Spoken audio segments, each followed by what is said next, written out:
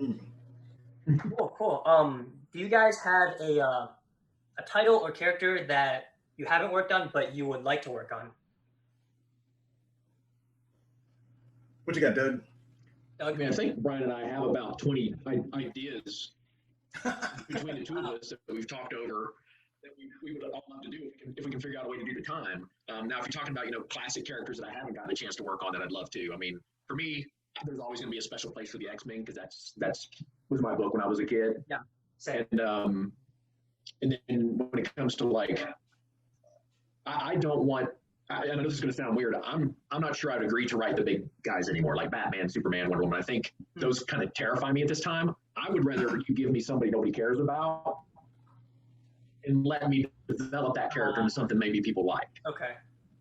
Yeah, and I totally back you up on that. And I think one of the things that's interesting is, in order to have longevity in this industry, you have to maintain somehow being a fan. And because of that, I'm still a fan of the Marvel and the DC. And there have been times in this industry where it's my fandom that's kept me in. It definitely wasn't the money because it wasn't there at various points in my career. But there's stuff, and I'm with Doug. It's like I want to do that Flash story. Yeah, I want to do that. I got lucky early in my career because I got to work on Batman, and I got to work on some X-Men stuff. But now those second, third tier characters are the characters that I find much more attractive, and quite frankly, I think to a certain extent they're a little bit underdeveloped. Yeah. Whereas Batman story, the best Batman story, has already been told. So you're not gonna do that. You're not gonna do the best Batman story that's done already. But you might be able to do the best Hawk and Dove story. Interesting. I mean, I'd also imagine, just because with those big names, Batman, Superman, X-Men, they've got such a large fan base. It's probably a lot of pressure for you guys to. Oh yeah. Yeah, pressure, and there's a weird expectation also, which I think is not good, because in order to do something good, you have to do something a little bit different. Yeah, I agree. But then that thing that's different, if you don't thread the needle on that, then people are going to be just angry with you. It's a risk. Yeah, like to me, like one of my favorite books of all times is The Dark Knight Returns. But man, that is a risk. You're doing something that irrevocably changes Batman.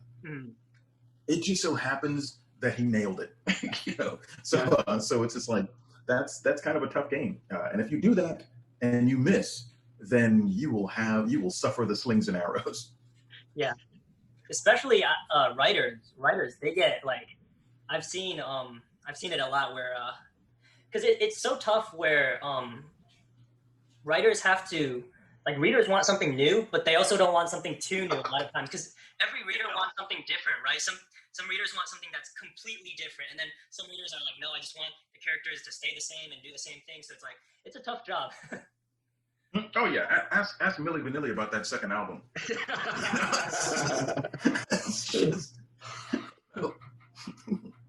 That's kind of what.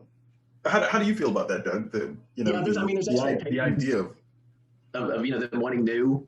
Yeah. But if you change it too much, then they get mad. Yeah. I think they want something unique and they want something different. And that's a tough game, especially when you're talking about, look at Batman with 75 plus years, right? Like, how are you going to deliver the same character and do a unique story with him? Yeah. That's really, really difficult in this day and age with so many years of history.